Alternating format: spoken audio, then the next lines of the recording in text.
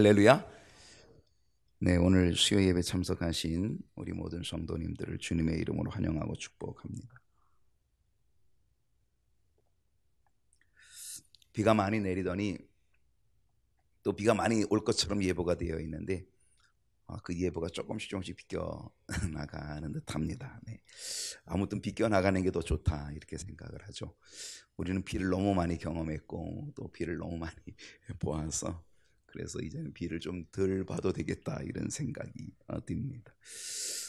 점점 하늘이 높아져 가는 듯한 그러한 느낌을 갖습니다. 천고마비의 계절이다라고 하는 거죠, 가을이.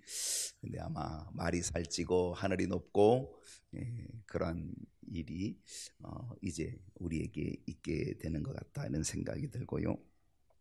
이제는 막바지 무더위, 우리가 한 번만 더 참으면 정말 선선한 가을이 오지 않을까 이런 생각을 하는 거죠. 막바지 무더위. 또 무더위가 있어야 곡식도 있고 또 열매도 더 풍성하게 결실이 맺어지고 그렇게 잘 여물어 가겠다 이렇게 생각을 하니까 우리가 조금 더워도 조금 인내하면서 기다리면 되리라 이렇게 생각합니다. 입추가 지난 지가 벌써 열흘이 지났지요. 이제는 열흘이 지났으니 서서히 가을의 공기가 그런 바람이 조금씩 느껴지지 않을까 이렇게 생각하고, 더불어 기대하는 것은 우리의 믿음도 가을의 풍성함 따라서 우리의 믿음도 우리의 신앙도 더욱 성숙하게 풍성하게 나타나는 그러한 계절이 되었으면 좋겠다 이렇게 생각을 합니다. 오늘 수요일 오셨는데 우리가 요즘 수요일마다 공부하는 것은 여호수아이죠. 창세기를 우리가 마치고 지금 이제 여호수아서를 우리가 지금 하나하나 공부해 나가고 있고요. 오늘 몇 번째입니까? 5번째 시간이 되었습니다. 오늘 여호수아 2장 8절로 11절 14절의 말씀을 통하여서 라합의 고백, 라합의 요청, 라합의 고백과 요청이라고 하는 그러한 제목을 가지고 주제로 말씀을 나누면서 함께 은혜 받기를 원합니다. 우리는 지난 시간 혹시 기억하시나요? 네, 지난 시간 라합의 집에 찾아온 이스라엘의 두 정탐꾼을 우리는 살펴보았습니다. 라합은 자신의 집에 찾아온 두 정탐꾼을 어떻게 합니까? 목숨을 걸고 숨겨줍니다. 목숨을 걸고 숨겨줍니다. 라합에게는 기생팔자를 고칠 수 있는 아주 좋은 기회였을 텐데도 불구하고 라합은 그 육적인 생각을 버리고 영적인 눈을 떠서, 이게 중요한 거죠. 라합은 영적인 눈을 떠서 그래서 두 정탐꾼을 보호해주고 숨겨줍니다. 그리고 그 일을 성공적으로 잘 감당을 하게 되는 것을 우리는 지난 시간에 우리가 보게 되었습니다. 이 두 정탐꾼을 쫓기 위해서 여리고 왕이 군사들을 라합의 집으로 보냈습니다. 그리고 두 정탐꾼을 내놓으라 그렇게 이야기했지만 라합은 아주 그럴듯한 정보로 군사들을 따돌리고 돌려보내고, 그리하여서 이 라합은 정탐꾼을 숨겨주는데 성공을 하게 됩니다. 이제 라합은 이 두 정탐꾼을 숨겨준 그 이후에 이 정탐꾼과 더불어서 아주 진지한 대화를 나누기 시작합니다. 진지한 대화. 오늘 바로 그 이야기가 것입니다. 진지한 대화를 나누게 됩니다. 자, 주보에 오늘 5문제인데 좀 많지요? 자, 빨리 가야 되겠어요. 자, 첫 번째 문제는 이것입니다. 라합의 고백은 무엇입니까? 라합의 고백은 무엇입니까? 라합은 여리고 왕이 보낸 군사들을 성 밖으로 따돌립니다.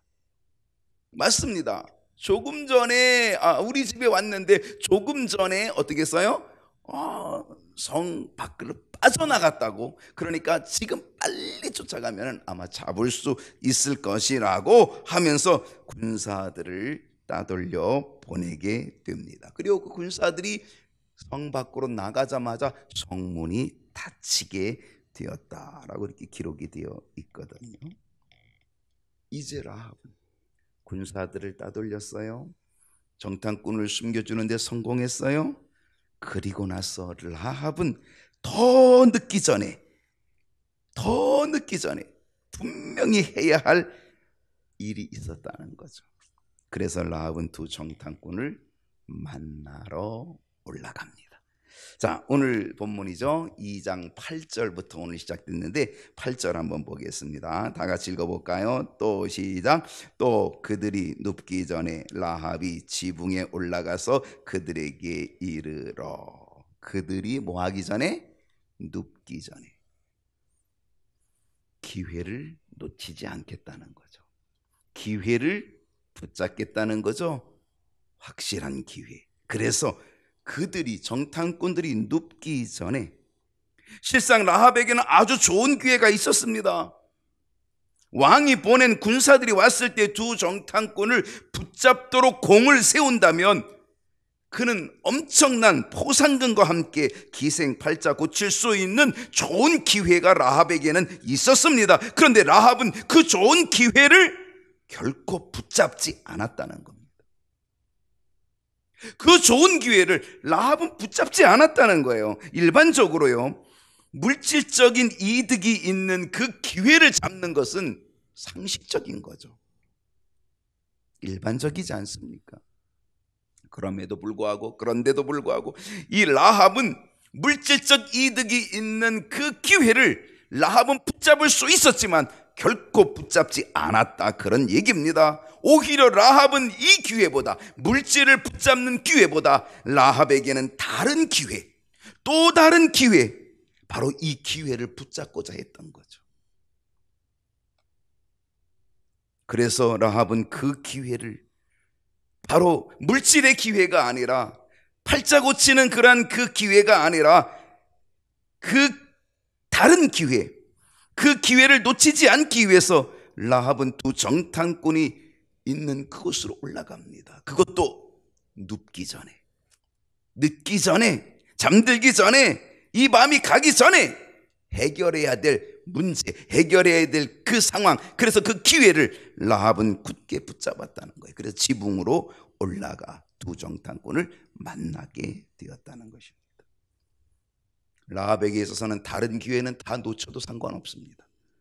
다 놓쳐도 상관없습니다. 그러나 이 기회만큼은, 저 정탐꾼을 만났으니 저 정탐꾼을 만나서 이야기하는 이 기회만큼은 절대로 놓칠 수 없었던 것이 라합의 생각인 거죠. 여러분, 우리가 정말 놓쳐서는 안 될 기회가 있지 않겠습니까? 다 놓쳐도 상관없지만 우리는 절대 놓치면 안 될 기회, 어떤 기회일까요? 예수님을 만날 기회, 구원을 받을 기회. 이 기회는 절대 놓쳐서는 안 된다는 사실입니다.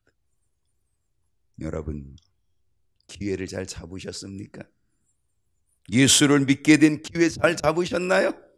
잘 잡으셨겠지요. 그러니까 지금 여러분 예수를 믿는 것 아니겠습니까? 라합은 지금 이 시간 바로 이 기회, 여기에 자신의 모든 것을 다 겁니다. 라합의 이 모습이 오늘 우리에게도 있었을 겁니다. 내가 예수를 믿는 거에 내가 모든 걸 걸어야 되겠다. 내가 예수를 믿는 거에 나는 모든 걸 다 거는 그 기회를 놓치지 않아야 되겠다라고 하는 겁니다. 이제 라합은 지붕으로 올라갑니다. 그 기회를 놓치지 않으려고 그들이 눕기 전에 지붕으로 올라갑니다. 그리고 두 정탐꾼을 만납니다. 그리고 정탐꾼에게 이렇게 고백을 합니다. 9절 말씀입니다. 말하되 여호와께서 이 땅을 너희에게 주신 줄을 내가 아노라. 우리가 너희를 심히 두려워하고 이 땅 주민들이 다 너희 앞에서 간담이 농나니. 여기서 라합의 첫 번째 고백이 뭡니까? 여호와께서 이 땅을 너에게 주신 줄을 내가 안다. 여기서 안다라고 하는 거는 히브리 말로 야다라 그러죠. 야다. 이것처럼 확실한 게 없습니다. 이 야다는 아주 세세히 하는 겁니다. 정확히 하는 겁니다.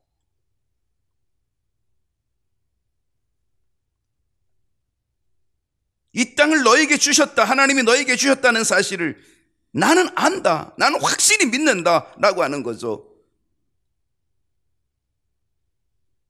그렇기 때문에 라합은요, 두 정탐꾼을 고발하지 않았던 겁니다. 보상금을 챙길 필요가 없었던 겁니다. 왜냐하면 잠시 뒤에 이 땅은 이스라엘 백성들의 땅이 될 거라는 사실을 알았기 때문입니다. 두 정탐꾼을 신고해서 보상금을 받은들 그거는 잠시죠. 잠시 부유하게 되는 것뿐이지 곧 이스라엘 백성들이 이 땅을 차지하게 될 거라는 사실을 그는 알았어요. 믿었다는 사실입니다. 그러니 거기에다가 걸지 않습니다. 두 정탐꾼을 고발하고 붙잡고 하는 그러한 일에 라합은 관심이 없었던 거죠. 여호와께서 너희에게 이 땅을 주신 것을 내가 안다. 믿었다. 이것이 바로 분명한 라합의 믿음의 고백이었다는 사실입니다. 두 번째 고백이 뭡니까? 우리가 너희를 심히 두려워하고 이 땅 주민이 다 너희 앞에서 간담이 녹았다는 겁니다. 첫 번째 고백은 라합의 고백입니다. 하나님께서 이 땅을 너에게 주신 줄을 내가 안다. 나는 그렇게 믿는다. 이거는 라합의 고백이고, 두 번째 라합이 가지고 있는 고백은 라합의 고백이보다는 여리고 성 사람들의 고백입니다. 우리가, 그 여리고성 사람들이죠. 우리가 너희를 심히 두려워하고 이 땅 주민이 다 너희 앞에서 지금 간담이 녹고 있다라고 하는 거죠. 여리고성 사람들의 상황을 라합이 대변하고 있는 겁니다. 왜 두 정탐꾼이 라합의 집으로 왔을까요? 그건 하나님의 인도하심입니다. 왜 라합의 집으로 왔을까요? 라합의 집에 정보가 있기 때문에 그렇습니다. 왜? 거기에 많은 사람이 모여져 술을 마시다가 이야기를 하는데 그 민심, 이야기하는 모든 여리고성의 이야기들이 다 거기서 나오기 때문에 그래요. 그러니까 기생 라합은 자기 집에 온 손님들을 통하여서 이미 여리고성 사람들의 마음을 다 읽을 수가 있어요. 다 들은 거예요. 정보를 다 들은 거죠.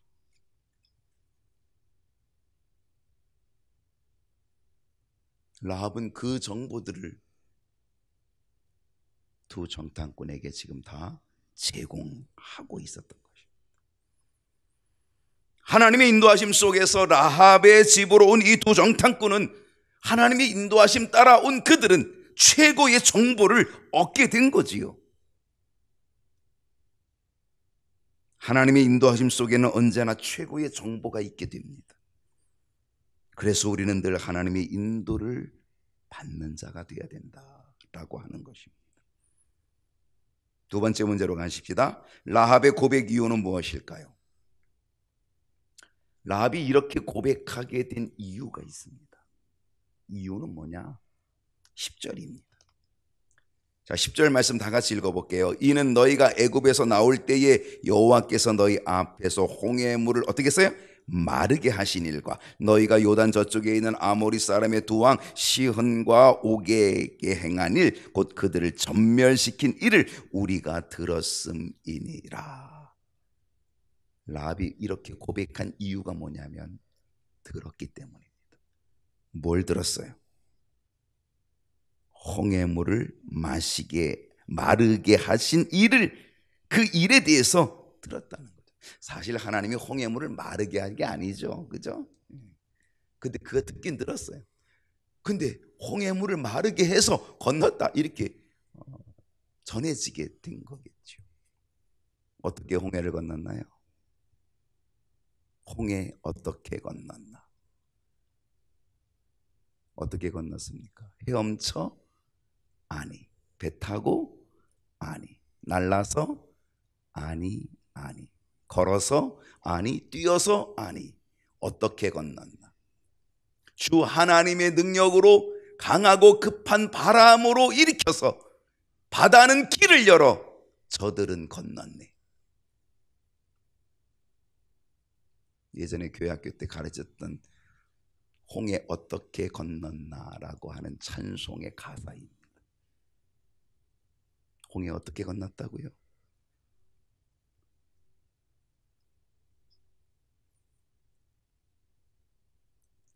주 하나님의 능력으로 강하고 큰 바람 일으켜서 바다는 길을 열어서 저들이 건넜다. 마르게 한 건 아니죠. 하나님께서 길을 여신 거죠. 홍해 바다를 갈라 길을 여신 거죠. 그러나 라합은 어떻게 들었어요? 하나님께서 홍해 바다를 마르게 하셨다는 거죠. 길을 냈다는 것을 그렇게 표현하고 있는 거죠. 마르게 했다. 그렇죠. 마르게 하지 않고는 어떻게 바다를 건널 수가 있겠습니까? 배 타고 200만 명, 60만 명 어떻게 배 타고 건널 수 있겠습니까? 언제 배를 만들겠습니까? 만들다고 해도 그 많은 사람들을 어떻게 수송할 수가 있겠습니까? 하나님의 능력이 아니고서 그들이 홍해를 건넌다는 건 불가능한. 생각해 보세요. 홍해를 건너는 이 불가능한 일을 60만이 아니 200만 명의 이스라엘 백성들이 홍해를 건너왔다라고 하는 건 이거는 기적의 기적의 기적 아니겠습니까? 그것만 보아도 와, 저들의 신이 저들이 믿는 하나님이 얼마나 큰 능력의 하나님인지를 라합은 보게 된 거죠. 라합이 고백하게 된 두 번째 이유는 뭡니까? 요단 동편에 강한 왕이 있었습니다. 그 왕이 누구였습니까? 시흔과 옥이라고 하는 왕이었습니다. 이 시흔과 옥은 요단 동편에서 자리 잡고 있는 강한 민족이었고 강한 왕이었습니다. 그런데 이 두 왕이 진멸당했다는 거예요. 누구에게? 이스라엘 백성들에게. 이스라엘 백성들의 가는 길을 막다가 대적하다가 하나님께서 그들을 진멸시켜 주신 거죠. 그 소식을 들은 겁니다. 시온과 옥에 비해서 여리고가 어떤지는 모르겠어요. 여리고에서 볼 때 시온과 옥이라고 하는 그 부족과 그 왕의 그 강함은 대단히 크게 들려왔던 거겠죠. 근데 그들이 진멸됐다는 거예요. 라합이 들은 것은 홍해를 건너고 물이 갈라진 사건, 요단 건너편에 있는 동편에 있는 왕들이 전멸된 사건, 이 이야기를 들으면서 아하, 이거는 하나님이 하신 거다. 저들이 믿는 하나님이 하신 거다라고 하는 것, 바로 이거를 라합은 믿게 된 거죠. 들어서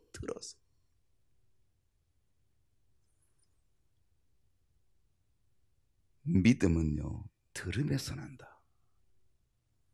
로마서 10장 17절을 보게 되면 그러므로 믿음은 들음에서 나며 들음은 그리스도의 말씀으로 말미암았다 그랬는데요, 라합은 들으면서 믿음이 생긴 거예요. 믿은 거예요. 듣고. 여러분, 예수님 보셨나요? 2000년 전 예루살렘, 그 베들레헴에 태어나신 예수님을 여러분 만나보셨나요? 만나보시고 믿고 있나요? 예수님 부활하신 거 보셨나요? 그래서 믿고 계신가요? 그렇지 않잖아요. 우리가 왜 예수님을 왜 믿고 있습니까? 들었습니다. 예수님께서 제 아들에게 이렇게 얘기해요. 너는 나를 본고로 믿느냐? 보지 못하고 믿는 자들이 복되다. 여러분, 본다고 다 믿는 게 아니에요. 들음으로 족한 거죠. 라합은 들었지만 그 들음이 믿음이 되었다는 거죠. 오늘도 여러분이 말씀을 듣지만 그 들음이 믿음이 돼야 되는 거죠. 그렇지 않으면 그 들음은 아무 소용이 없는 거죠. 들어서 믿음이 될 때 그게 들은 거죠. 주일날마다 들을 길을 열어주소 계속 지금 9번째를 하고 있거든요. 9번째, 10번째, 아마 20번, 30번을 해도 안 들려오시는 분은 아마 계속 안 들릴 겁니다. 그러나 들을 귀가 있는 사람, 듣는 사람은 듣게 될 것이고 믿음을 갖게 될 줄로 믿습니다. 바로 라합이 고백하게 된 것은 들은 겁니다. 하나님에 대해서 들은 거예요. 하나님이 하신 일을 들은 거예요. 그 들은 것이 그에게 믿음이 된 거죠. 그래서 그 믿음 때문에 어떻게 해요? 그는 거기에 모든 걸 다 걸은 거죠. 두 정탐꾼을 목숨 걸고 섬겨주는 거기에 모든 걸 다 걸은 거죠.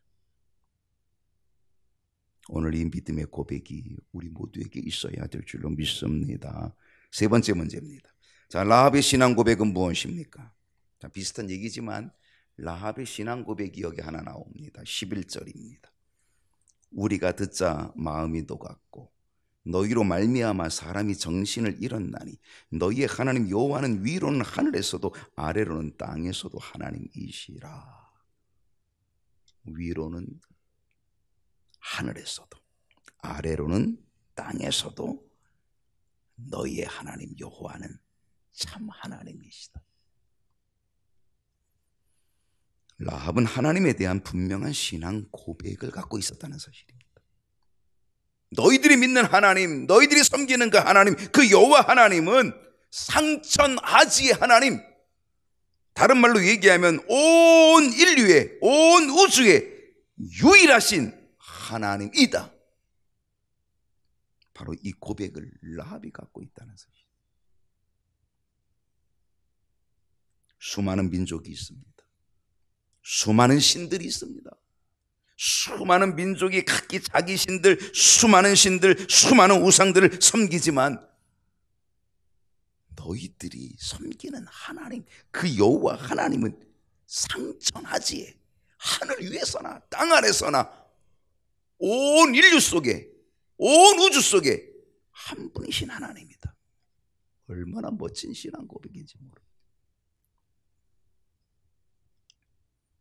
바로 이 믿음이 있었기 때문에 라합은요, 포상금을 챙기는 그 기회 그거 붙잡지 않았습니다.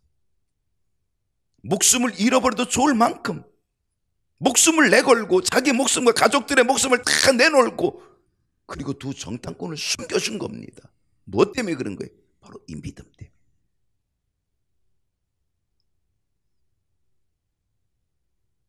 여러분, 하나님이 오직 유일하신 하나님이심을 믿고 계시나요?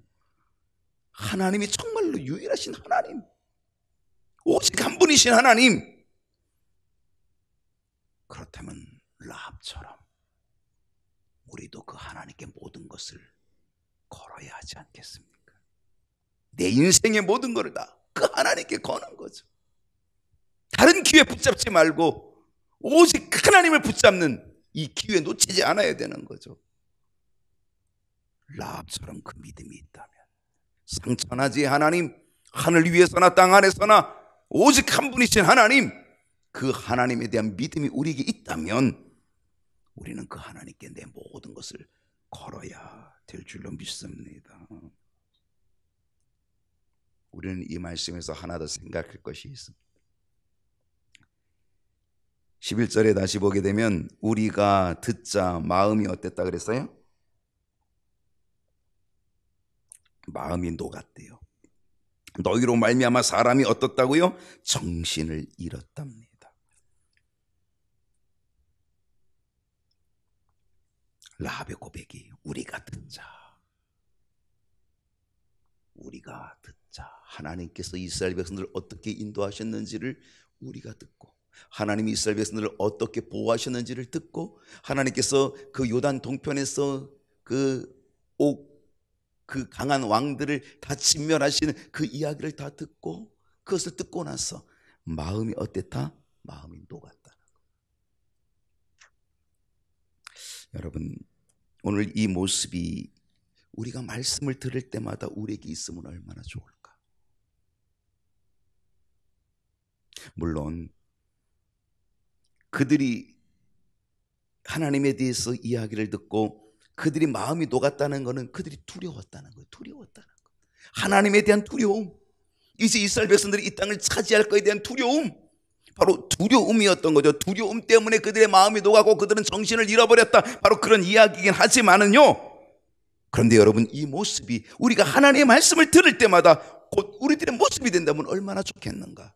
저는 말씀을 읽으면서, 오늘 이 말씀을 준비하면서, 우리 경희교회 성도들이 정말 하나님의 말씀을 대할 때마다, 하나님의 말씀을 들을 때마다 정말 이 마음이 있었으면 좋겠다. 마음이 막 녹는, 정신을 막 그냥 잃어버릴 정도의 그런 역사. 그건 뭘까요? 한마디로 얘기하면 그건 은혜다. 그건 은혜다.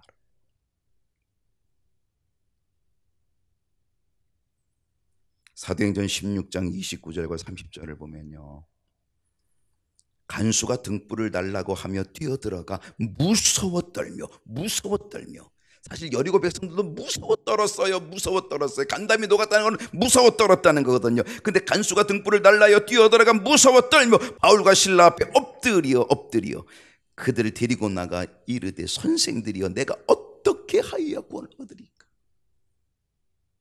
이 간수의 마음이 녹은 거예요. 정신을 잃어버린 거예요. 간수의 마음이 녹아요. 그래서 어떻게 했어요? 내가 어떻게 해야 내가 구원을 받을 수 있겠습니까? 내가 어떻게 하면 좋습니까? 하나님의 말씀을 들을 때에 하나님의 말씀 앞에서 우리의 모습이 이런 모습이면 얼마나 좋겠냐는 거예요. 하나님 말씀을 들을 때마다, 하나님 제가 어떻게 하면 좋을까요? 하나님 제가 어떻게 하면 좋을까요? 이 간담이 녹는 그것, 정신을 잃는 그것, 그게 은혜 아니겠습니까? 하나님의 말씀 들려올 때마다 간담이 녹는 이 은혜가 우리에게도 있어야 될 줄로 믿습니다. 네 번째입니다. 라합의 요청이 뭡니까? 라합이 요청을 합니다. 이제 자신의 모든 걸 다 고백하고 그리고 요청을 합니다. 12절과 13절을 보면, 그러므로 이제 청하노니 내가 너희를 선대하였은즉 너희도 내 아버지의 집을 선대하도록 여호와로 내게 맹세하고 내게 증표를 내라.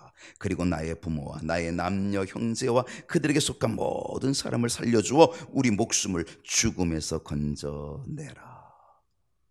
라합이 요청합니다. 이 요청을요, 크게 보면 세 가지로 나누어집니다. 하나는 내 아버지의 집을 선대해달라. 우리 가족을 선대해달라. 내가 당신을 선대한 것처럼, 내가 목숨 걸고 당신을 숨겨주고 선대해 준 것처럼, 내가 모든 정보를 다 당신들에게 준 것처럼, 그렇게 선대한 것처럼 우리 집 사람들, 우리 집안 사람들을 선대해 달라고 하는 거죠. 또 하나의 요청이 있습니다. 그건 뭐예요? 그 선대에 대한 증표를 달라는 거예요. 증표를 내놓으라, 그런 얘기죠. 세 번째는 뭡니까? 그 증표대로 가족 전체의 목숨을 건져 달라는 겁니다. 건져내라는 것입니다. 라합은 두 정탐꾼을 선대했습니다. 목숨 걸고 선대했습니다. 자기 목숨, 가족의 목숨 다 담보해서 선대했습니다.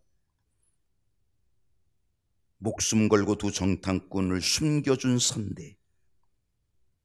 그러므로 이제는 자신의 가족들을 선대해 달라고 하는, 건져 달라고 하는 그런 요청을 하고 있다는 거죠. 그리고 하나님의 이름으로 분명하고 확실한 증표를 달라고 요청하고 있다는 사실입니다. 여러분, 하나님이 우리를 어떻게 대하실까요? 하나님은 우리를 선대하십니다. 하나님이 우리를 선대하실 때에는요, 우리가 하나님께 요청해서 하나님이 선대해 주시는 게 아닙니다. 하나님께서 우리를 사랑하셔서, 우리가 요청해서가 아니라 하나님이 우리를 사랑하셔서 하나님이 우리를 선대해 주십니다. 선대해 주신 거죠. 당신의 아들의 목숨을 걸고 우리를 선대해 주신 거죠. 예수 그리스도의 이름을 걸고 그 이름으로 분명하고 확실한 십자가의 보혈의 증표까지 주시면서 우리를 선대해 주신 거죠.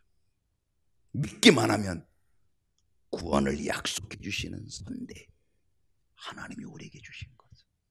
우리가 하나님께 요청해서가 아니라 하나님이 우리를 사랑하셔서 하나님은 이처럼 놀라운 선대를 우리에게 허락해 주셨다라고 하는 사실입니다. 여러분, 이 여호수아, 이 라합의 사건은요, 그냥 기생 라합의 그냥 단순한 사건이 아닙니다. 이 여호수아, 이 라합의 이 사건은 앞으로 신약에서 나타날 예수 그리스도의 구원의 예표가 되는 사건이고 그림자입니다.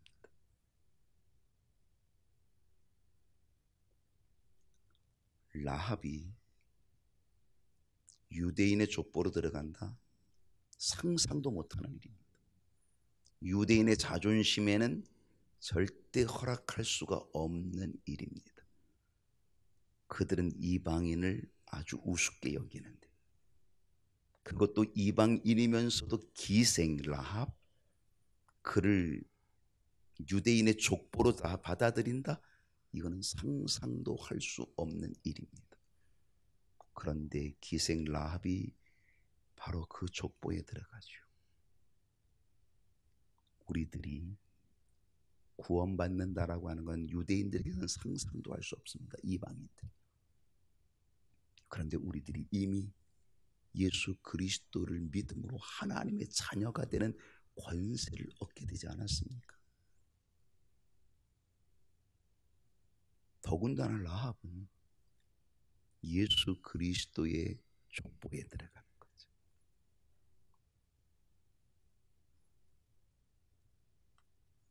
여러분, 이 라합의 사건은요, 이거는 구원에 대한, 신약의 구원의, 예수 그리스도를 통한 구원의 사건을 이미 그림자로 보여주고 있다라고 하는 사실입니다. 주님이 우리에게 주시는 놀라운 은혜와 선대는 상상을 초월하는 거죠. 라합은 요청이 있었습니다. 그러나 하나님은 우리의 요청이 없이도 우리를 선대해 주시고 우리를 구원해 주십니다. 이것이 하나님의 사랑이고 이것이 하나님의 크신 은혜라고 하는 사실입니다. 이 하나님의 선대, 이 하나님의 은혜, 우리는 정말 감사해야 될 줄로 믿습니다. 이제 마지막 5번째로 갑니다. 두 정탐꾼의 답변이 뭡니까? 라합이 요청했죠. 우리 집안을 선대해달라. 내가 당신을 선대한 것처럼 우리 집안을 선대해달라. 그리고 증표를 달라. 그리고 반드시 우리 모든 식구들을 구원해내라. 요청을 하게 되죠. 두 정탐꾼이 답변을 합니다. 뭐라고 답변합니까? 14절입니다. 오늘 마지막 절인데요. 14절 우리 다 같이 한번 읽어볼까요? 그 사람들이 그에게 이르되 내가 우리의 이 일을 누설하지 아니하면 우리의 목숨으로 너희를 대신할 것이요 여호와가 우리에게 이 땅을 주실 때에는 진자하고 진실하게 너를 대우하리라.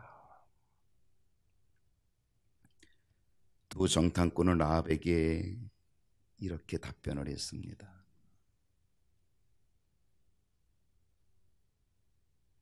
목숨을 지켜줄 것을 약속했습니다. 라합의 가족을 선대해 줄 것을 약속했습니다. 근데요, 오늘 24절에서 아주 중요한 단어가 하나 있습니다. 그게 뭐냐면 누설하지 아니하면. 내가 우리의 이 일을 누설하지 아니하면, 이 전제 조건입니다. 두 정탐꾼의 답변은 구해주겠다는 겁니다. 목숨을 지켜주겠다는 겁니다. 선대해주겠다는 겁니다. 그러나 전제 조건이 뭐냐? 이 일을 누설하지 아니하면. 여러분, 누설하지 아니한다라고 하는 이 말이 무슨 의미일까요? 라합이 반드시 지켜야 된다는 겁니다. 목숨을 건지려면, 너의 식구들이 구원받으려면 내가 반드시 지켜야 될 전제 조건이 있다는 거죠. 그것은 뭐냐면 누설하지 아니하는 거라는 거예요. 라합은요, 여리고성이 점령될 때까지 이 약속을 간직하고 있어야 된다는 사실입니다. 라합은요, 여리고성이 점령될 때까지 이 약속을 배반하지 않아야 된다는 겁니다.